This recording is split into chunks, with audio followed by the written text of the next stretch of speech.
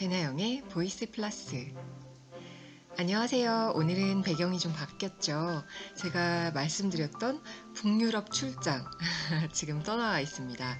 저는 지금 핀란드에 있는 사리셀카에 있는 굉장히 유명한 유리 이글루 숙소에 와 있어요. 오로라를 보기 좋은 곳이라고 해서 여기 와 있는데요. 잠깐 보여드릴게요. 짠.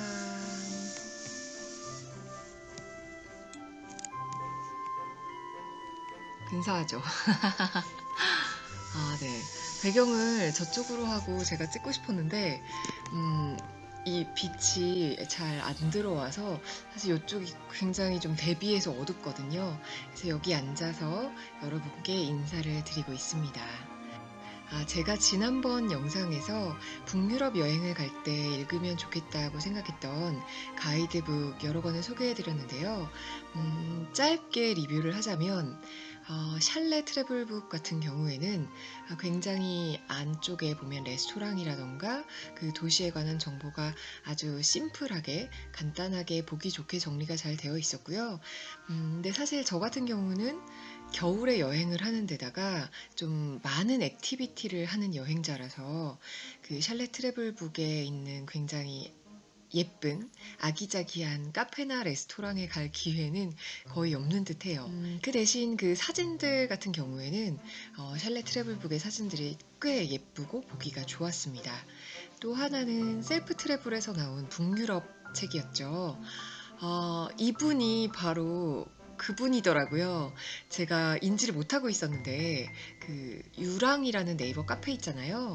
거기 유럽 여행을 위한 든든한 동반자를 자칭하는 그런 카페에 저도 종종 들어가 보기는 하거든요. 유럽 여행을 갈 일은 없지만 뭔가 정보가 필요하면 카페에 들어가서 찾아보곤 했는데 그 카페에서 북유럽 여행에 대해서 늘 말씀해 주시던 티나님이 바로 그 책의 저자이신 걸 제가 책을 읽어보면서 깨달았어요.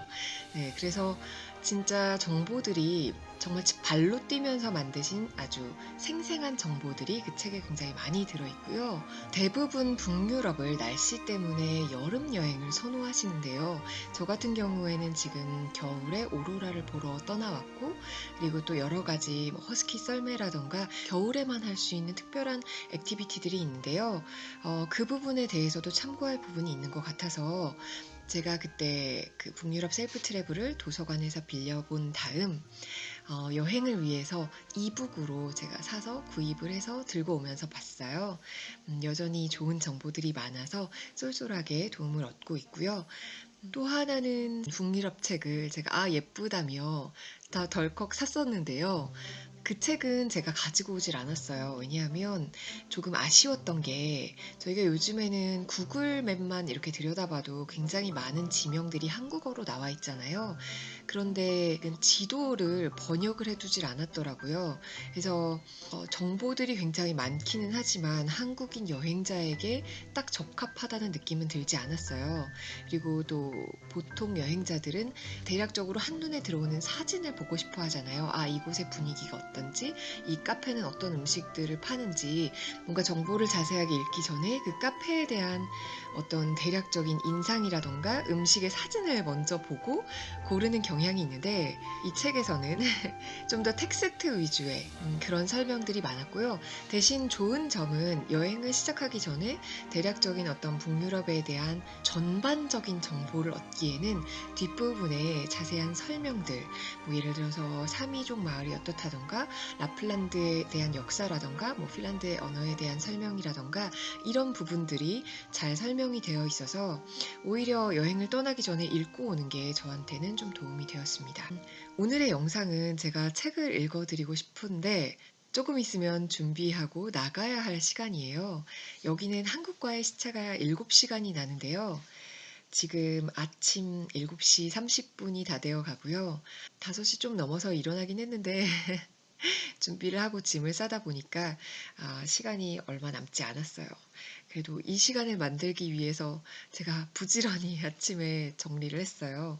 오늘 소개해드리고 싶은 책은 사실 핀란드의 국민 바이블이라고 해야 되나?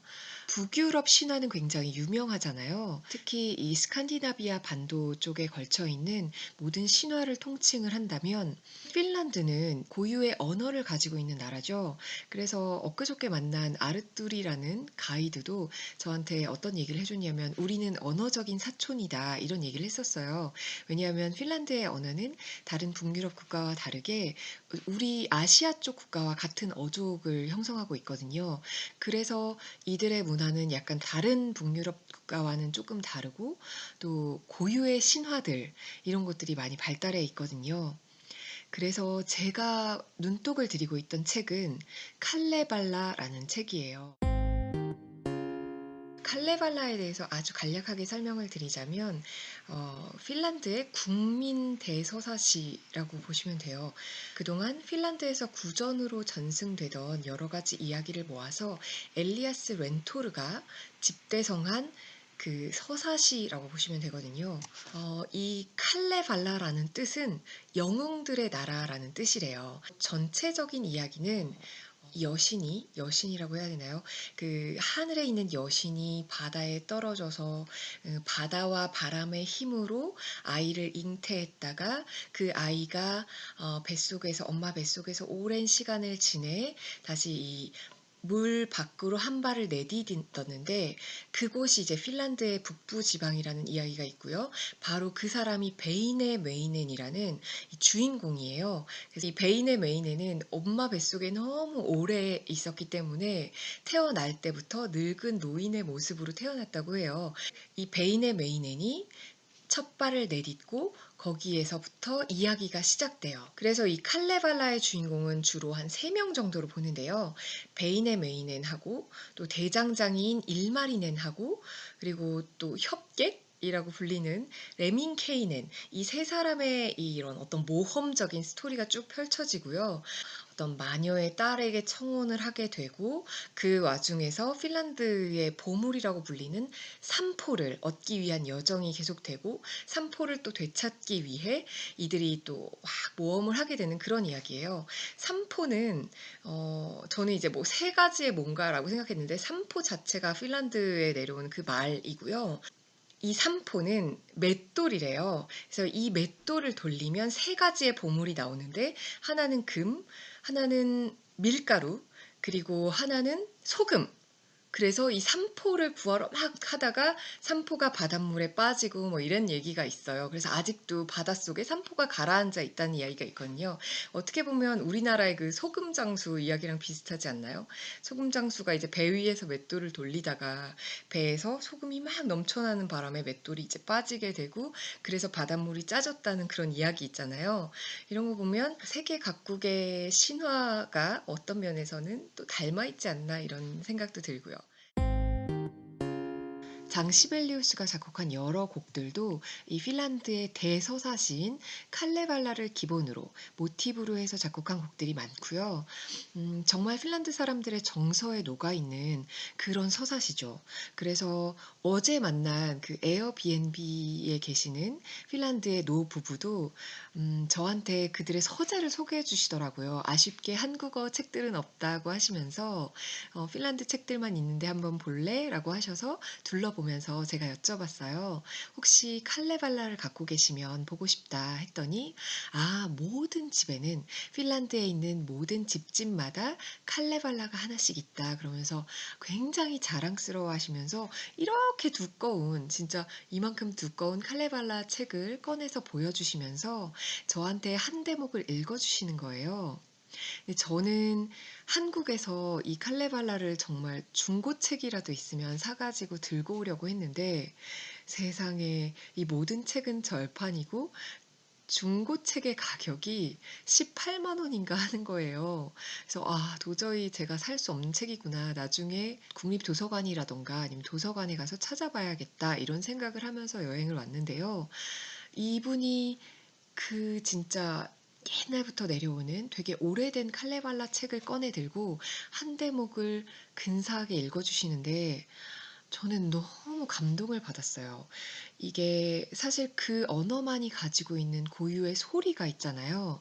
만약에 번역을 한 책으로 읽었으면 전혀 느끼지 못했을 법한 이 칼레발라의 어떤 그 운율, 진짜 가군이 탁딱 맞는 어떤 리듬감, 이분이 읽어주시는데 그 소리로 들려오는 느낌이 너무 뭐랄까 진짜 '이게 칼레발라구나.'라는 걸 저는 느낄 수가 있더라고요. 사실 내용은 제가 어떤 대목을 읽고 계신지는 잘 몰랐지만 그 부분이 저한테 너무 감동적이어서 사실 오늘은 제가 책을 읽어 드리는 대신에 어제 제가 찍어 둔 이분의 칼레발라 낭독을 여러분들께 소개해 드리고 싶어요. 저와 같은 그런 감동을 같이 느끼셨으면 좋겠습니다. 사실 칼레발라에 대한 굉장히 자세한 이야기들은 인터넷에서 찾아보시면 그 북유럽 서사시와는 다른 주인공들과 다른 스토리에 대한 특별한 이야기들을 만나실 수 있을 거고요. 저도 종종 위키피디아에서 찾아보면서 여행을 하고 있습니다. 자, 그럼 영상 소개해 드릴게요.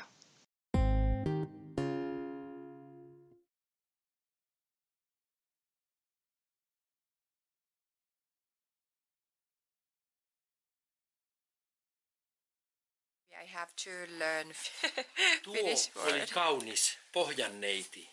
Maan kuulu, veen valio. Istui ilman vempelellä, taivon kaarella kajotti. Pukehissa puhtahissa, valkeissa vaattehissa. Kultakangas kutovi, hopeista huolittavi. Kultaisesta sukkulasta, virralla hopeisella. Suihkisukko lapiossa, käämikään käärepölöitsi, niiet vaskiset vatisi, hopeinen pirta pinkki, neien kangasta kutoisa, hopeista huolittaessa, vaka vanha Väinämöinen, ajoa karittelevi, pimeästä Pohjolasta, summasta Sarjolasta. 에어비앤비를 운영하시는 요코라는 그 아저씨가 낭독해 주신 이 핀란드의 대서사시 칼레발라의 한 대목을 들으셨고요.